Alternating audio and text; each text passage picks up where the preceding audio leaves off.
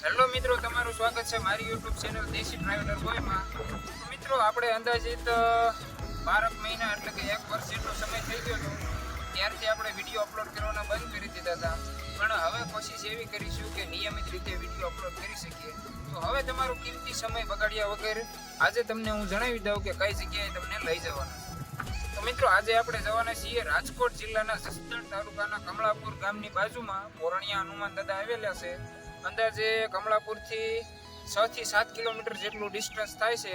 તો આજે ત્યાં તેમના દર્શન કરવા માટે જવાના છીએ. તો ચાલો સફરની શરૂઆત કરીએ.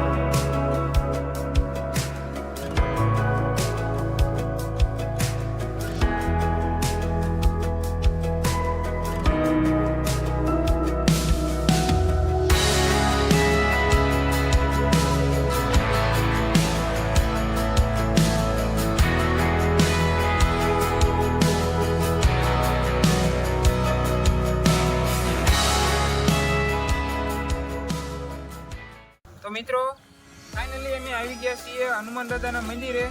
તમે જોઈ શકો છો કે બારી પાછળની સાઈડ દરવાજો છે ને કમળાપુરથી 5 થી 7 કિલોમીટર જે તમને મેં કીધું એ અમે કમ્પ્લીટ કરીને હવે પહોંચી ગયા છીએ. હવે અંદરની સાઈડ અમે દર્શન કરવા જઈશું.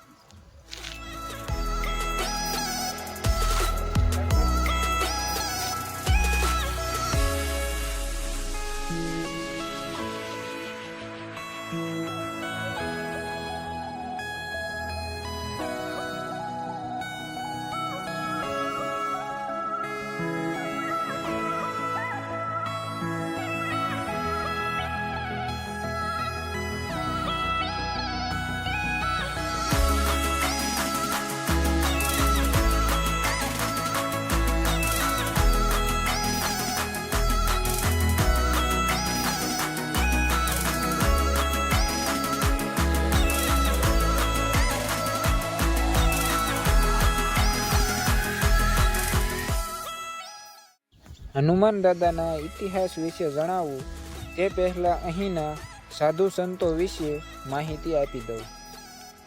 આજથી 50 થી 55 વર્ષ પહેલાં એટલે કે 1970 થી 1975ની સાલમાં અહીં શ્રી બ્રહ્માનંદ ગિરી બાપુ આવ્યા હતા. ત્યારે અહીંયા મંદિર નહોતું બનાવેલું, ખાલી એક ઓટો જ હતો અને શ્રી બ્રહ્માનંદ ગિરી બાપુ માટીની ઝૂંપડીમાં રહેતા હતા. અને બ્રહ્માનંદ ગિરી બાપુ એ અહીંયા અખંડ જ્યોત એટલે કે અખંડ દીવો પ્રગટાવેલો રાખ્યો હતો. તમે હાલમાં પોરણિયા હનુમાન દાદાના મંદિરે દર્શન કરવા આવો તો તમને અહીં મંદિરની અંદર અખંડ જ્યોત જોવા મળે છે. બ્રહ્માનંદ ગિરી બાપુએ આ જગ્યાએ 50 થી 55 વર્ષ તપ કર્યું અને પૂજા આરતી પણ કરી હતી. આજથી 8 વર્ષ પહેલાં એટલે કે તારીખ 11/4/2017 ને સોમવાર સુદ પૂનમના દિવસે પોરણિયા સર્વજ્ઞાતિ સમૂહ લગ્ન પણ બ્રહ્માનંદ ગિરી બાપુની હાજરીમાં અહીં રાખવામાં આવ્યા હતા. વર્ષ 2018માં બ્રહ્માનંદ ગિરી બાપુ દેવ થઈ ગયા હતા અને વર્ષ 2018માં જ બાપુનો ભંડારો હતો. જ્યારે બ્રહ્માનંદ ગિરી બાપુનો ભંડારો હતો તે દિવસે જ હનુમાન દાદાના મંદિરનું મુહૂર્ત પણ કર્યું હતું. હનુમાન દાદાના પરસાની વાત કરીએ તો વર્ષ 2018માં બ્રહ્માનંદ ગિરી બાપુનો ભંડારો હતો ત્યારે અહીં એક બોર આવેલો છે જેની ઊંડાઈ લગભગ 150 થી 200 ફૂટ જેટલી છે.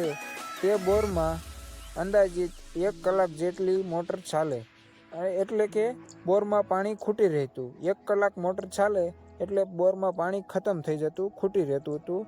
પણ પોરણિયા હનુમાન દાદાની કૃપા એટલી કે આખો દિવસ મોટર ચાલુ રહી, તેમ છતાં બોરમાં પાણી ના ખૂટ્યું ને આજની તારીખ સુધી બોરમાં પાણી નથી ખૂટતું.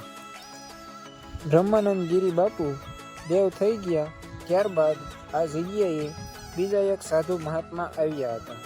થોડા સમય પછી તે બીજી જગ્યાએ જતા રહ્યા હતા અને ત્યારબાદ અહીં શ્રી ગિરનારી બાપુ આવ્યા હતા ને એમને પણ અહીં 5 થી 6 વર્ષ પૂજા આરતી કરીને ગિરનારી બાપુ પણ વર્ષ 2023માં દેવ થઈ ગયા હતા અને એમનો ભંડારો પણ વર્ષ 2025માં રાખવામાં આવ્યો હતો.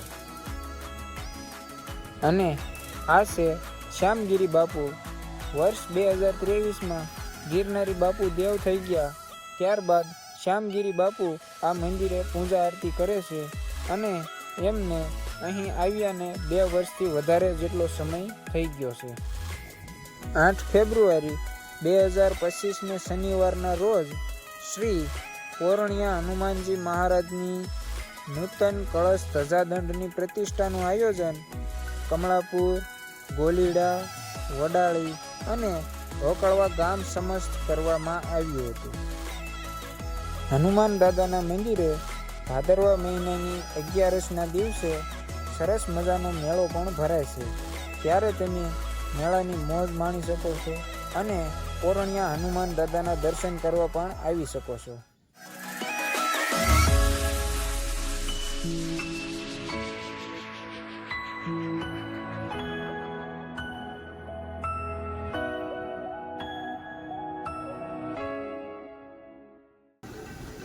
તો મિત્રો, આપણે હનુમાન દાદાના મંદિરની બાજુમાં એક વૃક્ષ છે, મજાનું વડલો, જેનું નામ છે વૃક્ષની નીચે એક મસ્ત મજાનો ઝૂલો એટલે કે હિંચકો છે.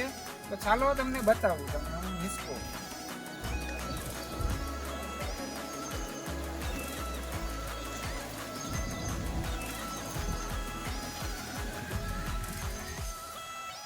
તમે જોઈ શકો છો મિત્રો, કેવો મસ્ત મજાનો હિંચકો છે. એ પણ આવા ઘટાદાર વૃક્ષની નીચે એકદમ શીતળ અનુભવ થઈ રહ્યો છે.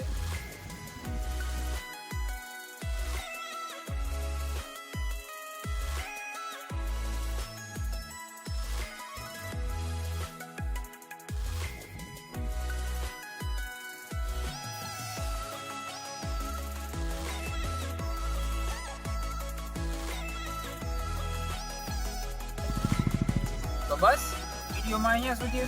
જો તમને વિડીયો પસંદ આવ્યો હોય તો લાઈક કરો, શેર કરો અને મારી ચેનલને સબસ્ક્રાઈબ કરજો.